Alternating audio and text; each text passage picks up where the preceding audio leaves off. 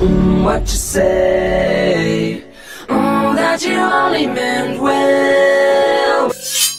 Welcome back to Crystal Clear. I'm your host, Awestruck Vox. Before I jump into today's theory, I would like to give a huge thanks to the artist of my current avatar. All the expressions and poses in my videos are drawn by her, and for those interested in more of her art, I'm going to link it in the description. So, today's topic, the Watermelon Stevens. Now, we know Steven Universe is a show that introduces something early on. It's a very minor, insignificant, small thing that ends up being a role later on in the series.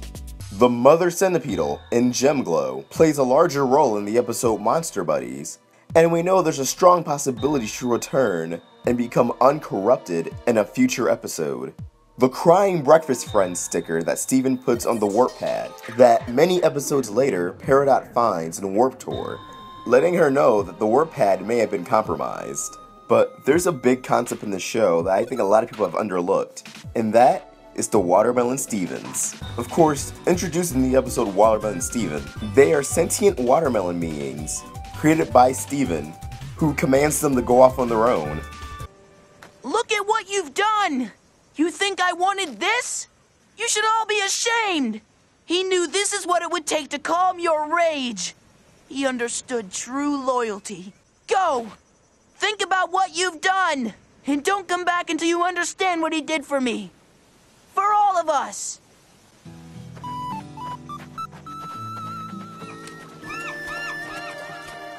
And we go many episodes without seeing them, until the episode Super Watermelon Island, where it turns out they have their own community, their own society on Mask Island.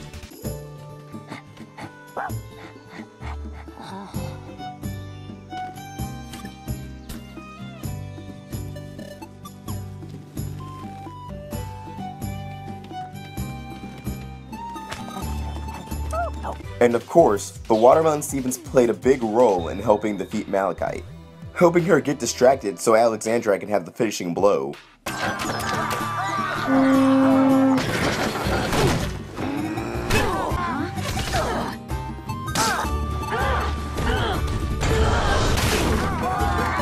But I think this is far from the last time we're going to see the Watermelon Stevens. First off, the Watermelon Stevens themselves are a direct parallel of Homeworld and the kindergarten. In the beginning of Super Watermelon Island, we see that the Watermelon Stevens are growing more Watermelon Stevens in the ground, who come out as little Watermelon Stevens and go off to live with a family.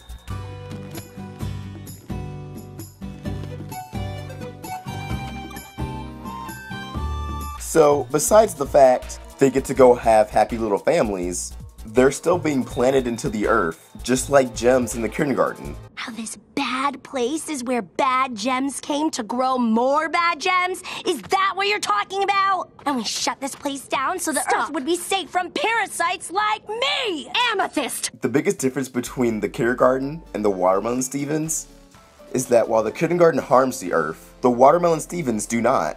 I'm not sure if it's benefiting from their existence. So, what exactly is the theory here? I believe the Watermelon Stevens are going to play a much bigger role in the series. While there were a few casualties, there was still a pretty big number of Watermelon Stevens left at the end of Super Watermelon Island.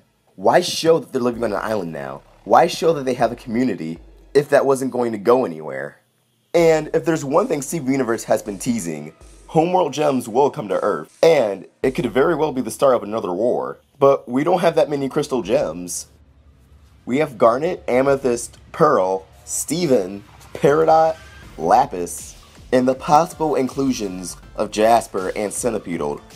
And that could be ways off, considering we know Jasper will become corrupted, and Steven has yet to even heal Centipedal. So, who will fight alongside the crystal gems? And yeah, there's tons of other gems bubbled, but I think we're a few seasons away from Steven uncorrupting all of them. But then again, we also might be a few seasons away from a war happening. But in that scenario, who would fight alongside the crystal gems? Well, the Watermelon Stevens. The Beach City residents definitely aren't going to put up a fight. Well, besides maybe Sadie.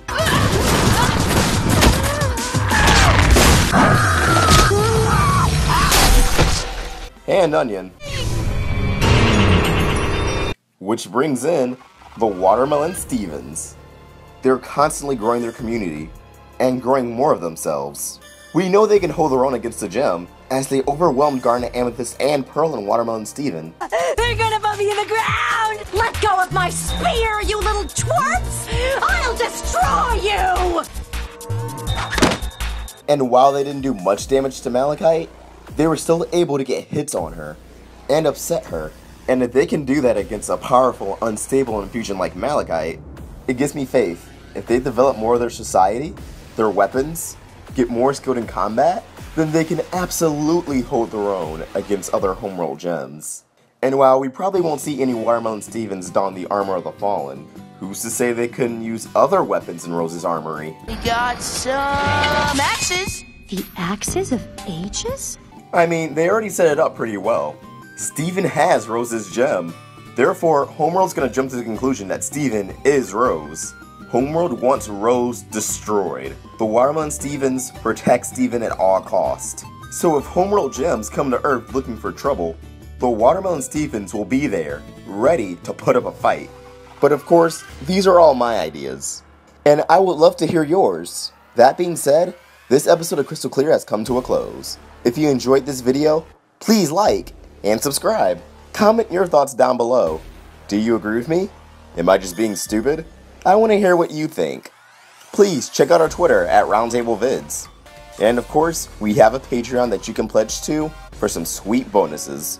And as always, check out other videos on this channel. Awestruck Vox, signing out.